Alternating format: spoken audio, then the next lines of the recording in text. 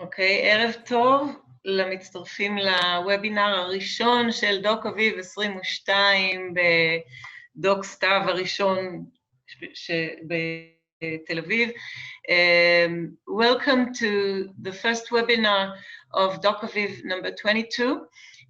Our talk will start with artist Audrey Flack, who stars the movie Audrey Flack, Queen of Hearts, about herself, her life, and her works. We'll be joined later with the director of the film, Deborah Sheffer, who is going to, I hope, log in to the webinar in a few minutes. And to start, I will just say a few words in Hebrew, and then we'll start the talk. הוובינר הראשון של דוק אביב 22 מתחיל עכשיו. אנחנו ברוכים הבאים לפסטיבל של דוק אביב אונליין, הפסטיבל הראשון מסוגו אני חושבת, ואנחנו מאחלים לו בהצלחה. האורחת שלנו הערב, האורחת הראשונה של דוק אביב, היא גם כוכבת הסרט אודרי פלק, מלכת הלבבות, אומנית בעלת היסטוריה וקריירה מפוארת של מעל 50 שנה של יצירה. תצטרף אלינו לשיחה הבימאית דבורה שפר, שתיהן מניו יורק, ואני המארחת כאן חגית פלג רותם ממגזין פורטפוליו, בשיתוף פעולה עם דוק אביב. אנחנו גאים לקחת חלק בפרויקט היפהפה הזה, ואנחנו מקיימים מספר ראיונות ושיחות לייב בפרויקט. אם תרצו להשתתף בשיחה, ואתם בהחלט מוזמנים להשתתף בשיחה, נשמח אם תוסיפו את שאלותיכם במקום המיועד לכך, שנראה בבר מתחת למסך, יש לכם Q&A, לא בצ'אט, אלא ב-Q&A. ובשלב זה אני ברשותכם אעבור לאנגלית. So, good morning, New York. We have the privilege and the honor to speak live with Audrey Flack, artist, feminist, fighter, how did you say that, trailblazer, a woman of many, many qualities, and the star and subject of the beautiful film Queen of Hearts, Audrey Flack. My name is Hagit Peleg Rotem. I'll be the host of the conversation. I'm from Portfolio magazine, and we're privileged to be partners with Doc Aviv Tel Aviv, the festival starting just today for documentary films. How are you, Audrey? How have you been during the very uneasy times we're going through? It's very, the whole country here is on edge. And yeah, people are frightened, rightly so. But it's a good time for creating. It's a time to be alone with yourself and to do some thinking. Thinking about yourself, about life, about others. And in a society that has gotten so technical and sped up, everything is fast. I think it's good that things have slowed down. That's the only good thing about it. I miss seeing friends. I miss being able to go to museums easily. Or at all, going to museums at all. Do you spend a lot of time at the studio? And hello, Deborah. It's so nice of you to join us. So good of you to be here. Terribly sorry. I had a 2-hour. We're fine. We're fine. We just started. We just introduced you, and we'll do that again, so that we know who's here. I see that a lot of people are just joining now. So we are, as I said, on the very first webinar of Doc Aviv, number 22nd of the festival. I mean, the 22nd time of the festival, but the first time online completely, since movie theaters did not open here yet. And we are very privileged to have this conversation with Audrey Flack, the artist, and Deborah Sheffer, the creator and director of the film about Audrey's work and life. And I am Hagit Pelegrotem, as I said, from Portfolio Magazine, and we are going on. We just started. So Audrey was kind of describing the situation in New York and the fact that you cannot really go freely wherever you used to. And my question was, did you find yourself going into the studio a lot? Was it a creative, productive time for you? Very, really, really, really creative. Because, well, that's what artists do anyhow. And Yeah. I love to be in the studio. I can't live without being in the studio. I find that it's a very rich time for ideas and thinking about humanity. I would refer the question to Deborah now and ask, how is this time for you? You just launched the movie, actually. It was made in 2019, and it's so up to date, except that the times have changed so much in the past 6 months. So how have you been during this time? Well, it's, you know, for filmmakers, it's a much bigger challenge because, of course, my work, especially any documentarian, our work requires going out in the world and meeting people and traveling. And mostly, in any case, what I would have been doing in all this time of COVID is I would be in Israel right now. Yes, I would like you to. So you know, the film, I usually spend at least a year when I finish a project traveling with it and going to festivals and meeting the audience. And the virtual distribution has been fantastic. We've been in many festivals, and we've had Q&As and we were getting wonderful feedback, but I miss so terribly actually being with everybody. You know, the human connection, the hearing people laugh during the film or cry during the film.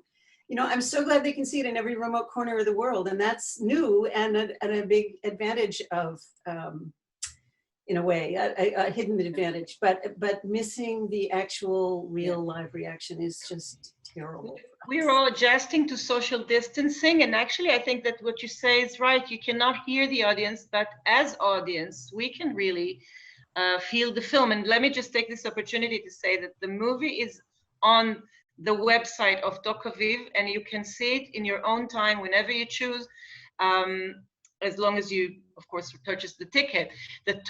Our talk here will be in the movies page and on the Facebook page of Doc Aviv after we've had it. And so I want really, I hope some, or at least some or most of our viewers of this conversation would have seen the movie or will see it soon. Let's go a little bit into the subject, the movie itself. And I want to start with the beginning. Audrey Flack standing on a ladder, actually coloring or working on a huge work previously made by Rubens, so to speak. And when she's making some adjustments, as putting in Wonder Woman and Superman into a Rubens very familiar scenario, and saying the wonderful sentence, one of your first sentences in the movie says, art, actually, how do you say, art cuts through time. And I love this sentence. Art does cut through time, and the movie takes us in 1 and something hour to through 50 years almost, I think, from the 50s, no, even more. 70 years of creative work since you finished high school, I think, in Brooklyn, and your dad said, you're a Flack, go into that classroom and show them what you're made of. So let us know a little bit what you're made of. Please give it back to us as vivid as you can. Well, first I want to say, as Deborah said, I would have been in Israel. And as I told you in our little pre-discussion, I've never been to Israel, and I really want to go there. And I feel so good, just the sense of being with Jews. It is an amazing feeling for me, growing up in a neighborhood where we had a lot of, I know I'm veering off the film. That's fine. But we could get back to it. We had a lot of refugees from the Holocaust in my neighborhood in Washington Heights, including Henry Kissinger. And his mother and my mother shopped at the same Jewish bakery. But across the street from Fort Washington Avenue was Amsterdam Avenue, where the Irish dukes would beat up the Jewish kids. So you were Jewish, but you were in not a very accepting society. And if you were a Jewish girl, the image of a Jewish girl was not what the United States presented, which was a WASP, white Anglo-Saxon Protestant. And you were just different. And the ads did not show anybody that looked like you. They were all blonde and blue-eyed and skinny and flat-chested and elegant and minimalist. So I just had such a reaction seeing you and the other women involved with this film. I just thought, I've got to go there. I've got to be there. But it is really quite an amazing So you're describing quite a hard starting point. And from there, you joined a very high, at least very well-known group of people, leaders of your time in the art world. And mostly men. Exactly, mostly men. Can you name a few and say a few words about this experience? Well, I wasn't aware of it. I was, I was an artist. I was an artist like everybody else. Now, with the photorealists, the initial group was all men and no Jew, which I didn't think like that. You know, I was just an artist. I loved We're art. talking about Jackson Pollock and Willem No, Dafoe. that's the abstract expressionists. Yes, so you... Photorealists. Oh, okay. You're going into the photorealism, right? Yeah. Even more. But first you said something else there, and you said that to you, coming from abstract, from the abstract expressionist, and going into the photorealism, you actually felt the composition was just the same. Yes. Am I right? I'm seeing Deborah smiling at me, maybe, because this is a very important, crucial point in the movie. Can you join us, Deborah? Yes, please. Well, it's very interesting because just yesterday we finalized a few corrections to the movie. There were very, very few tiny mistakes. I don't know I hope nobody noticed them, but there were one or two. There was one date that was wrong on a painting. One title of a painting was wrong.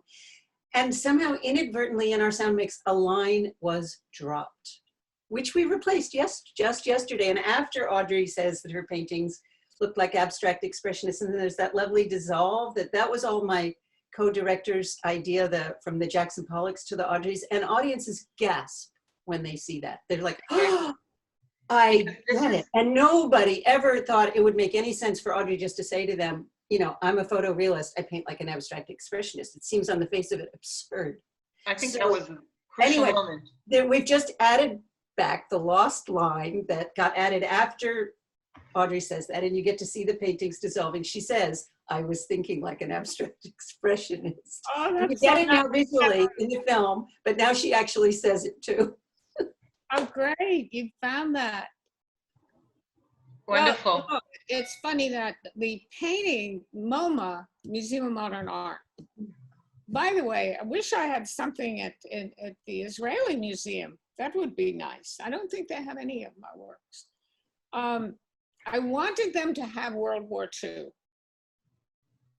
which is the painting. Yeah. And where is it held at this moment, at this time? The Pennsylvania Academy bought it, the museum. Okay. Yeah. They're going to do very well by it. You know, it's displayed prominently. We're going to have a kind of performance with cello playing. I mean, that is an amazing painting. But MoMA, Museum of Modern Art, I found out through Deborah's co-producer that they just put a painting of mine up, which they've had in the basement for God knows how many years. I haven't seen that painting probably for 40 years. Well, thank God for, for new, new placements, right? And reopenings. right? But, If I go back to your... Well, wait, I'm going to talk about that. That painting, which is called Leonardo's Lady, has a picture plane that's tilted up, and that has the same abstract expressionist theory of space and depth. In other words, things are in front of it, things are in back of it, and I establish a gray border. So I am coming out of AbX, straight out of AbX. Oh, here it is. Okay, I'll try maybe to share a screen. I'm thinking, where did I put it? This is unfortunate. Rachel took a self-portrait, of course, of herself in front of Leonardo's Lady, but she said it's very prominently displayed as you get off the escalator on the 5th floor. It's extremely prominently displayed. So everybody, if anybody's listening from New York, that museum MoMA is open again. Just from this week on, right? Yep. I'm going back to this Rubens picture that I talked about, because you actually did not paint for many years. You had quite a few turning points. One of them was from the abstract expressionism to photorealism. Then there was a turning point right after your big success as a leader in the photorealist movement. You somehow took a step back from painting, and we meet you in the beginning of the movie as the choice of the director, I guess, and the editors of the movie to enter into the point of return to painting. How does it feel? I mean, how can someone refrain from painting? Let's ask it this way. Oh, you know, I think we've all had blocks in whatever career we have or in your life. And I've had painting blocks. They would last a day or two, maybe 3. But this one lasted a couple of years, and I got very depressed. I mean, without painting, what do you do? So I began keeping notes, taking notes, which has become a book.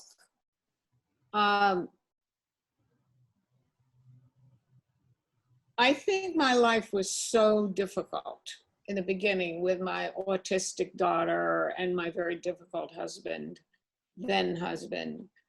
And my other daughter had asthma and we had no money. It was really terrible. And I think when I stopped painting, everything was fine. I had remarried my first boyfriend. Wonderful man. He adopted my children. A good man, you know. I was no longer broke. My career was taking off.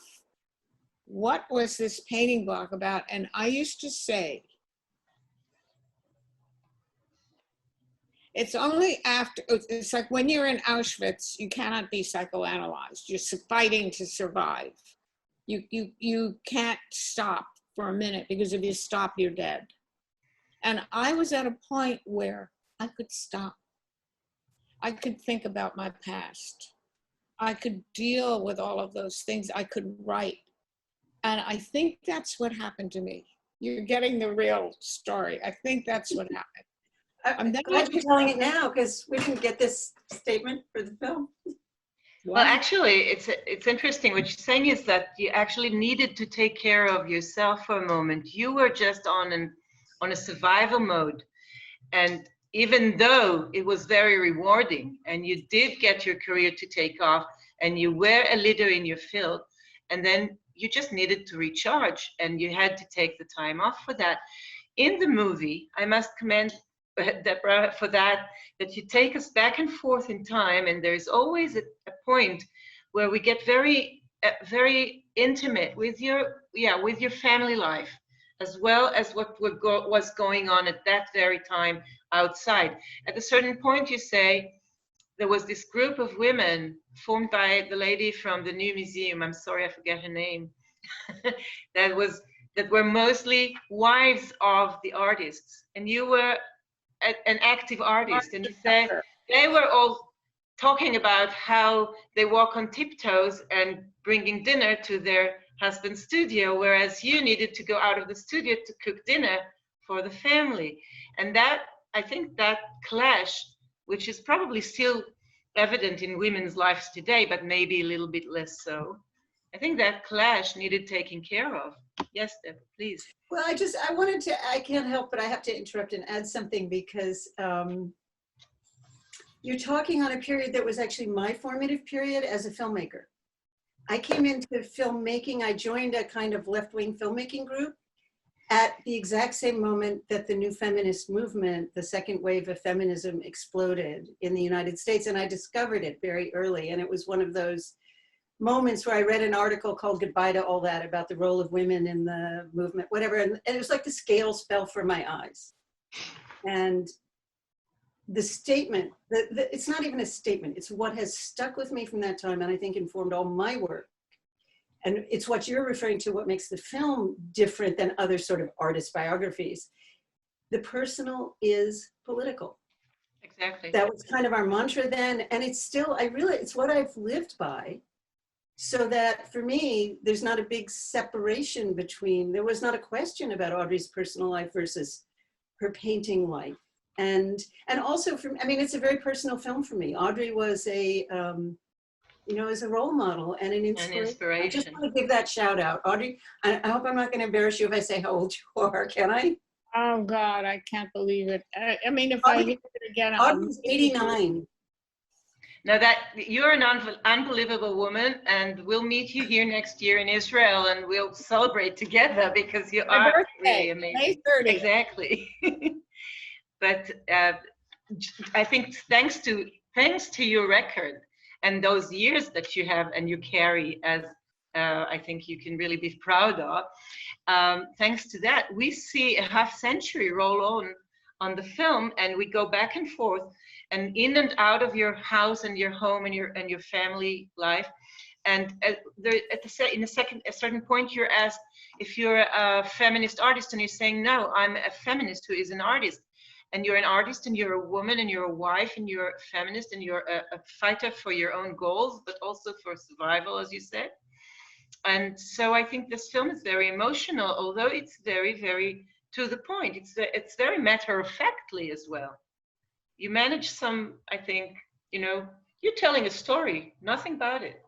Well, I wish Rachel was here, who's my co-director and the editor, because she's responsible for a lot of figuring out how to do the back and forth in time. I have to tell you, it was a very boring film for a while. We edited for a long time, and we did have it just chronological. It's the easiest way to start. We start at the beginning. Audrey was born, Audrey grew up, Audrey went to school. And believe me, it was a very boring film. And we would invite friends to see it in progress. And we'd think it's so great. And we went through probably 5 versions before, and believe me, it was bad.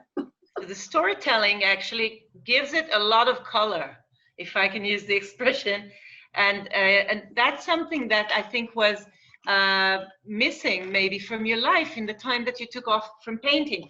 Because when you went into photorealism, you took the whole bling, the whole world, the whole, I think, modern woman, or actually even advertising shiny vocabulary into the world of the vanitas, of even Second World War. You mixed things that were not to be met. You juxtaposed, I think, things against all reason, against all, I think, odds. And that's something that your painting conveyed, as well as the photorealism, as well as the amazement of being so realist. And it's not really realist, it's actually impressionist, isn't it? Well, I don't know if it's impressionist. It's hyper-realist, super realist. But there's always your point of view.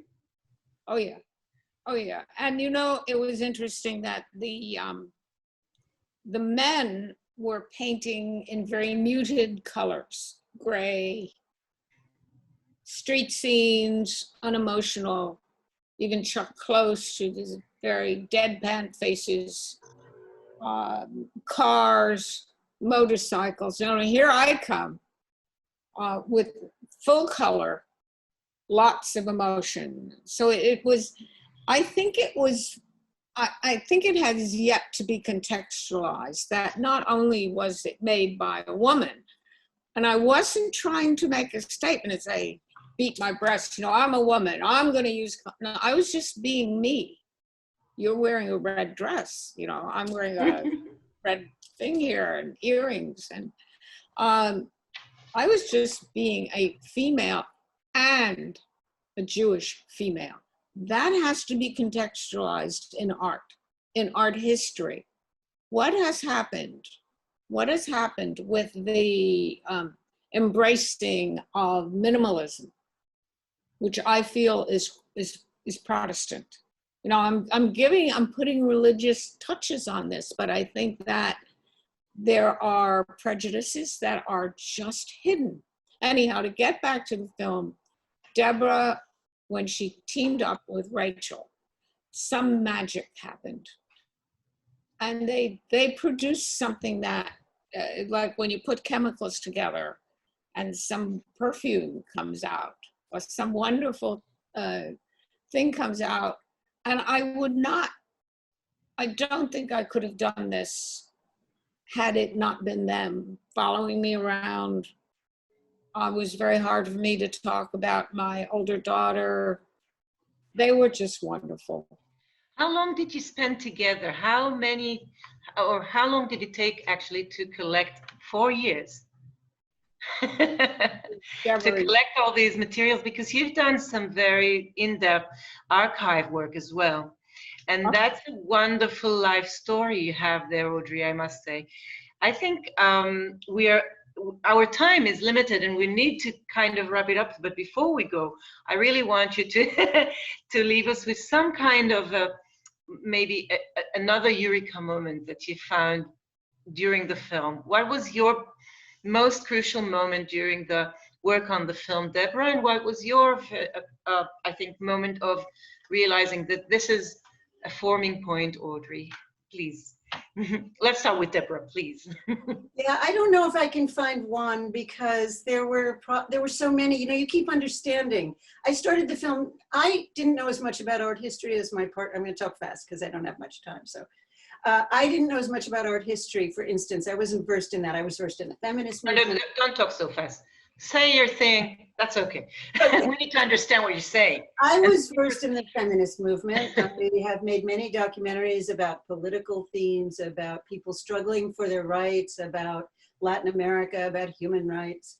I have made other art films in the past, but really this film was, I fell in love with Audrey when I met her, without knowing anything about her art, really. I knew almost nothing about it. I met a partner on a former film, introduced me to her and said, you have to make a film about her. And we met and I said, yes, we have to make a film about her. So that was the first eureka moment. I fell in love with Audrey.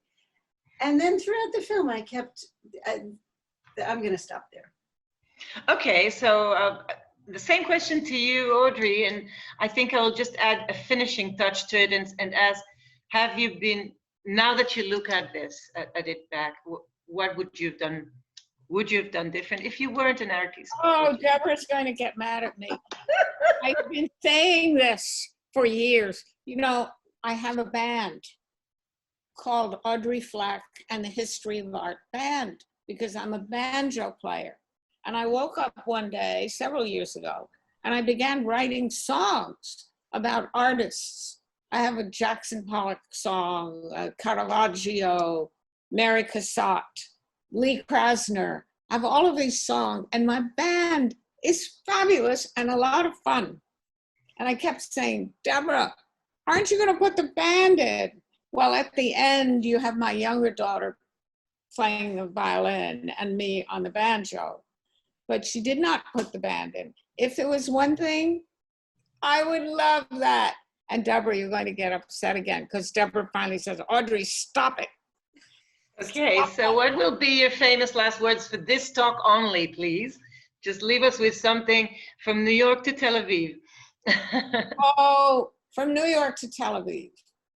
I think I was going to say you guys are great. I'm inspired by you. I can't wait to go to Israel. I will be doing work on the Reclaiming Mary, because that has really captured me. And I look forward to meeting all of you and going to the Israeli Museum and seeing Israel. Terrific. Yes, please. I just want to quote Audrey from the film. We need art to survive. That's what I agree. I agree. Audrey's given us a tool for survival. Those of us who don't, you know, she creates it and the rest of us need it. We're in this together and we need art to survive. Particularly now. We need it now. Absolutely. I find museums that reopened here and places of culture in general, I find them as, you know, we need it like water, like it's a breath of fresh air. I really thank you. I would like to thank you so much for joining us for this talk and for doing this film and for being on it. And to me, it was a wonderful way to acquaint myself with a long, long time of, you know, some things we know, some things we would have never known. So thank you so much for bringing them forward. And thank you, Doc Aviv, for giving us the stage. I'll say good night to Israelis and have a good day there. Have a nice day there in New York. And please keep safe, keep healthy, and see you soon. Thank you. Shalom. שלום, שלום. תודה רבה לצופים שלנו ותודה לדוק אביב. אנחנו נפרדים ואני מאחלת לכם פסטיבל פשוט נפלא. כל הכבוד לכם.